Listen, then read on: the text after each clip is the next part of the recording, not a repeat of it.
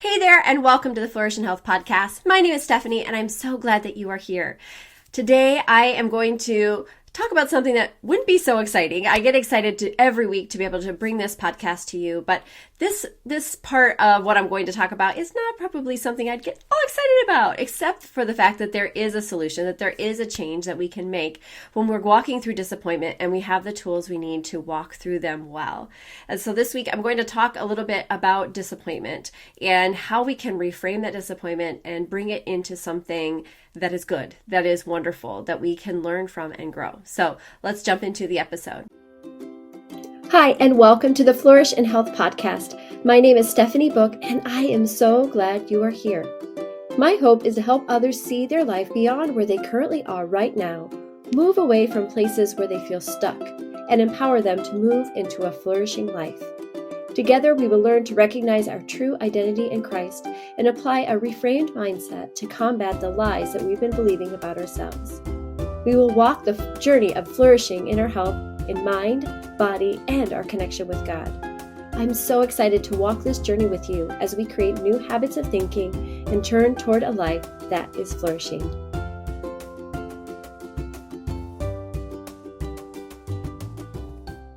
Before we jump into the episode, I wanted to make sure that you know about all the different resources that I have available for you for free. The Faith and Flourish Entrepreneur Toolkit is something that I have really worked on, and I would love to be able to gift it to you. It has all different areas, from affirmations, for prayer, for ways of reflection, and so much more. And I would love to give that to you for free. So just make sure to respond to this podcast by putting toolkit, or message me on Instagram at steph.book, or just shout out somewhere on social media. You can find me on Facebook by my name, or in my Flourish group. And of course, all the links are always in the show notes below. But I want to make sure that you have all the resources you need to grow personally and in your business. So make sure to check those out.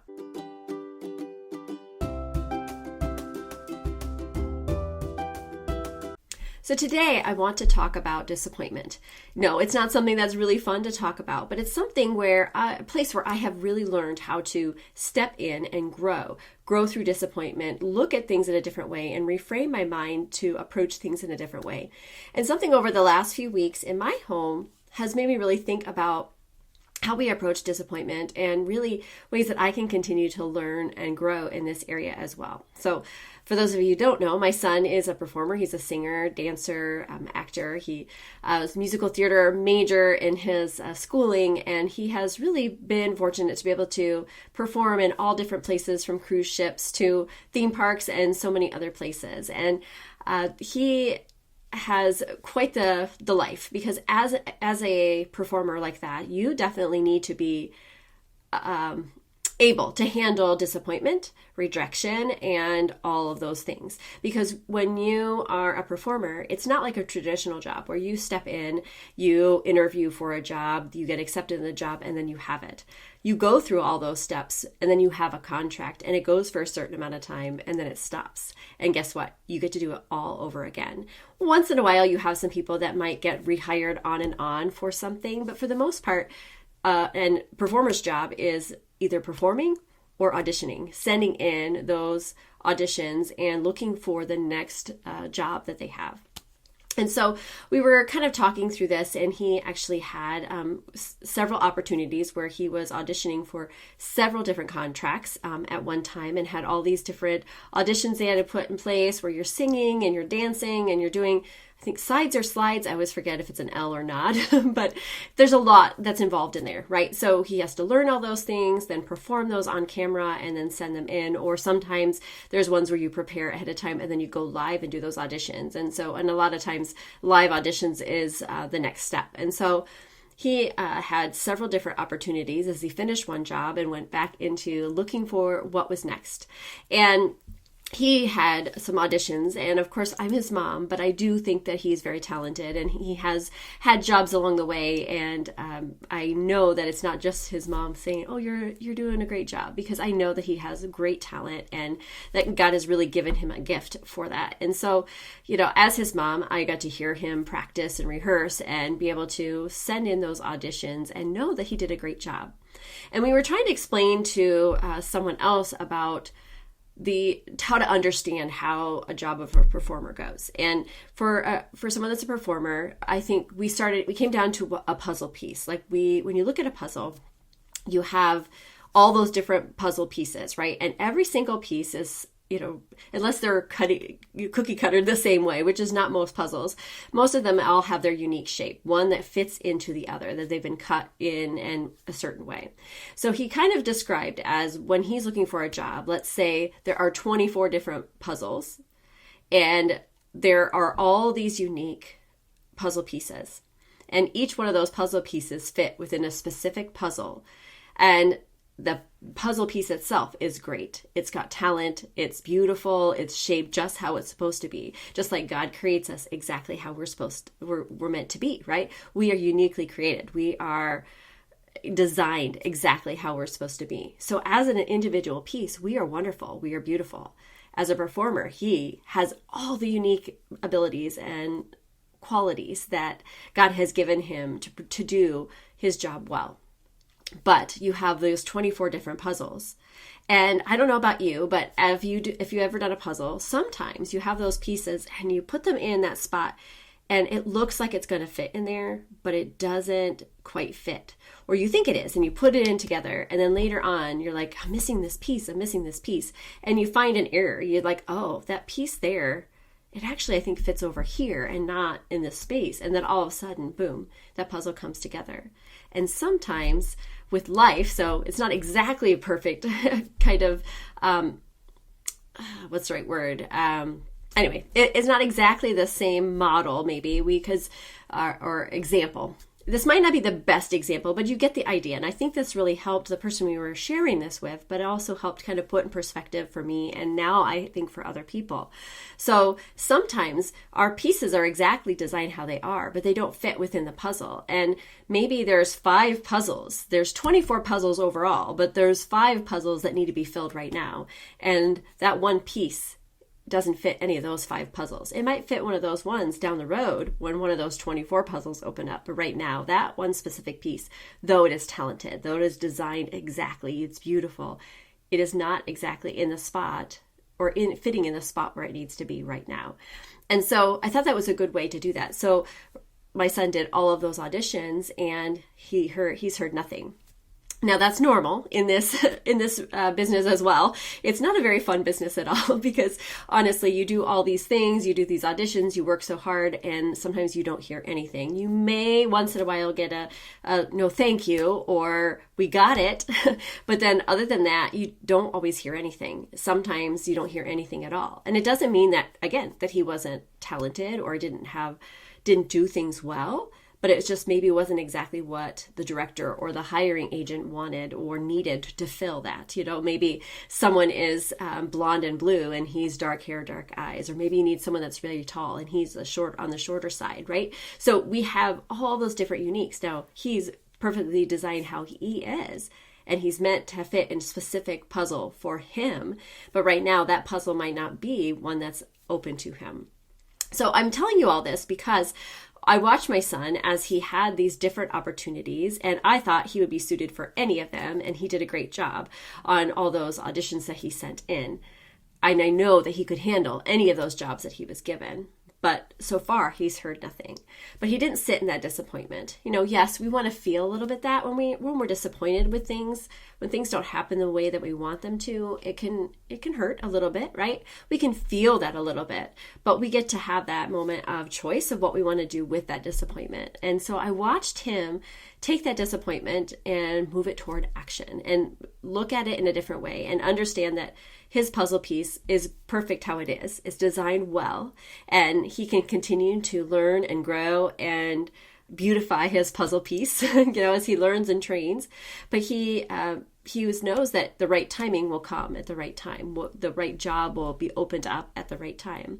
And so he made another decision, and he decided that he was going to move forward and he was going to move to New York City and do that for a while and get some more training and do another thing, another hard thing, another exciting thing in part of his career. And so he left on Friday to go to New York City, and he'll be there at least for 6 weeks in a sublease, and we get to find out how all those things go, and he can enroll in some dance classes and make new connections, and he's already got most likely a part-time job set up and all of those things, and those take big risks. He could have sat here and he could have been in sadness and thought, well, it's not fair. Why didn't I get this job? He could have quit. He could have stopped by now. He's had great things happen and some disappointments along the way since he's been out of school for a while. But yet he's never stopped. He always continues to grow. He wants to learn how to be better. He's going to take some classes when he's in New York, trying to become better at his craft. And he so could have looked at that differently. He could have just given up and said, forget it. This is too hard. Nobody wants me. I don't have what it takes. And just held on to that disappointment and didn't move forward. And he didn't. And I'm just so proud of him for that. And I think that's a good example for us.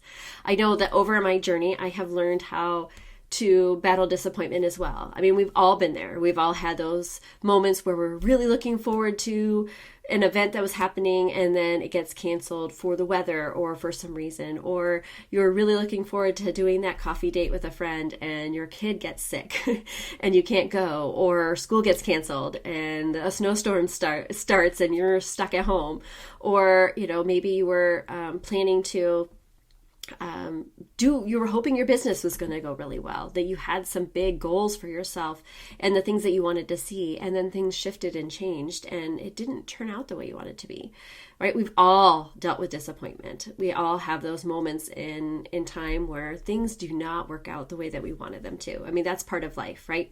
But we get to learn how to embrace that obstacle as a way and look how we can move forward from those things that we're learning. And when I was at one of my conventions a couple years ago, one of the leaders was talking, and she was talking about disappointment, and she was several different things. Her talk was amazing.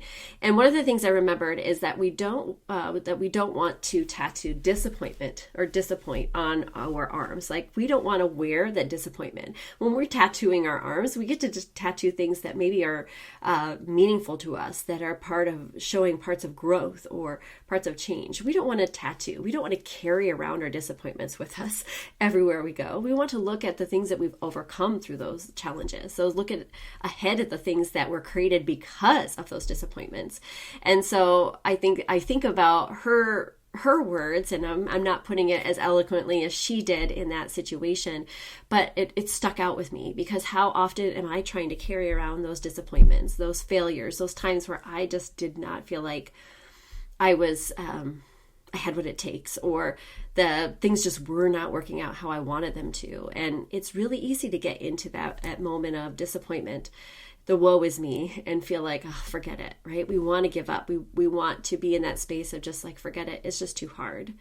But on the times that we don't do that, when we move forward and we decide to focus on what we can control and move toward that becomes so much richer in the whole place. And a lot of times the whole situation becomes better. And sometimes we really, really want something and we have our sights set on that and we think that is going to be the best thing. Just like I think one of those contracts would have been amazing for my son, but maybe what he's going to go through now and the growth that he'll learn while he's in the city will maybe prepare him for something even better, that the timing will be just right when he will step into his next contract and be more prepared, or have learned or been able to walk through some different other growth experiences to make him even a stronger performer and a stronger in his mental, his mindset and his health and all the different areas. And so I want to encourage you to look at the things in your life that maybe you could I would encourage you to look at the things that maybe you feel like you're out of control. Maybe there are things that you could reframe your mind and look at things a little bit differently. What is something that you could do to change the perspective of what you might be going through right now? And I know going through hard times is difficult. We don't like walking through things that disappoint us. Believe me, I don't either. I've had my share of disappointment. I've watched how things that I thought were really going to go the way I wanted them to, and they've been smashed. Like dreams have been shattered, or loss of people that I thought would always be around that are no longer there, or a business that I thought was going to soar that has taken a turn, or so many different ways, right? And so we all have those parts in our lives where disappointment comes up. But we get that chance, we get that choice to reframe it. We get to look at what we can control. And when we focus on what we can control, it really helps change the perspective of what we're going through, because you're able to look at the things, celebrate the things that you are growing in, and be able to look wide open for the possibilities that will come through those decisions that you've made through that disappointment. And so we don't want to carry that heavy burden of disappointment anymore, but we get to look forward to what might come out of that disappointment, might come from that obstacle, because we grow the most in those obstacles. So I've been reading the book Think and Grow Rich by Napoleon Hill, and I don't know why it's taken me so long to read it, but I have loved listening to that. And listening, again, it's that same idea of how are we approaching things? What are we speaking over ourselves? How can we reframe the things that we're saying, that we're thinking about, and shifting them towards the growth through the change that we want? And so I hope that today might have given you a little bit of ways to look at what you're going through and look for those opportunities of growth. Look how that disappointment could be not something that you wear as a badge on your arm, but more of tattooing the things that you have learned through that disappointment. Look, and if you're going through a big disappointment right now, what are the steps you can take now to move towards the next step? What do you get to focus on to create a different outlook on that disappointment, and not dwell on what you can't do, but really step into what you can create through those situations? So I hope today has been an encouragement to you. I hope that you can see that disappointment isn't the end, that we get that chance to look ahead to what we want and make all the difference in the outcomes that we see in front of us. It might not change the situation, but when we have that positive outlook, when we are able to focus on each little millimeter step that we can make to create something new out of that disappointment, we will become stronger and most likely walk away even richer than when we started.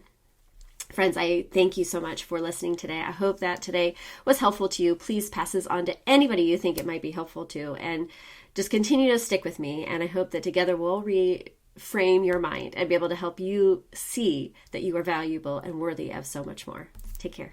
Thank you so much for joining me as we walk towards this life of flourishing. I appreciate you taking the time to listen, and would love, love, love for you to take a moment to subscribe to my podcast and maybe even leave a review. Likes and reviews like yours will allow my podcast to be seen by others and hopefully help them as they walk through their own journey of growth. So until next time, please remember that you are amazing, my friend, and you are meant to live a life full and flourishing. Take care.